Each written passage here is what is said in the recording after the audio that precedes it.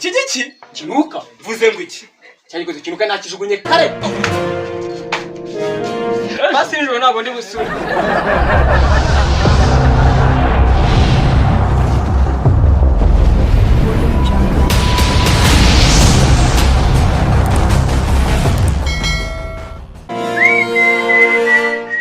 ariko Rudomoro ngira amahirwe we abonye akazi k'umukire nzajya minsi no myenda ye ubundi maze nginyama koko sinabonye agura kunda kugura n'ibikoko n'ibifisha nzajya mbirya ubundi nanjye mukorera akoreka mbanze mere kuri izi nkweto mere kuri izi nkweto ziwe ariko izi si nkweto ko si ni nkweto ya bosi cyangwa ni yanjye Bego umuntu nazo namesa ziri urazi nazo namesa zira nkweto zo rwose ahubwo reka nambara iki kigofero kiwe njya mbona cyambara akarya abana nanjye n'abana bazana okay cyambara rero ni iki gisengere cye nanjye mbe nk'umubosi nk'abandi bose okay utari nanjye mbaye engineer none cyari Rudomoro ndakibona ariko umunsi ndagikupita none kabisa ewana nareba nabi umunsi ndamwirukana kabisa namusiza Nyakarero ayivuye kwa dusaka twiwabo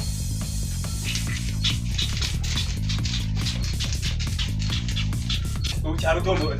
bora dose batimenye kabisa Rudomoro akadomo kindabo Igo cyari Rudomoro karame boss boss aramamagaye ukarame boss karame bakuviriza wanje turawo kamesa makari ubwire hano vuba Rudomoro vayo cyangwa naje boss nari ndimo ndamesa wakikora iki we nari ndimo ndamesa umva kubwire Rudomoro Igo boss uyu munsi urebye nabi naramwe we ntunyirukane boss nari ndimo ndamesa okay yankota yagiye wayitiri hehe amagara yankota yankotangiye ikivuguto cyo bizanya hano ikivuguto iyo neza rero yankota yanjye ikivuguto inkweto yanjye amata amata ndaje nyazane tika ndaje nyazane boss vuze ngo iki samata nsabye reka nze nyamushyire rwose kanze nyamuhire nk'akanyana agiye yongera n'ubundi dore nawe nabonye ameze nk'ikigoryi nubwo ari boss wanjye ni ikigoryi se ibiraya yararamo yaba baba naragendesha ubusa warukora ikiwe ko mutunye inkweto bose nayakuzaniye byamutumye inkweto fight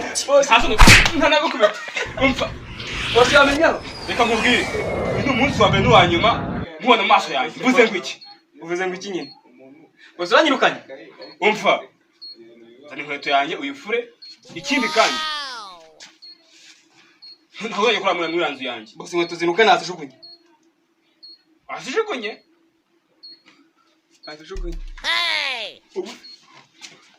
bose umva ndaba ntarakujugunya n'imisuza ya buri munsi urawusurira abana banjye imisayo yanuka ubu sinjye ko ntakujugunye mu nzu yanjye na sensura buri munsi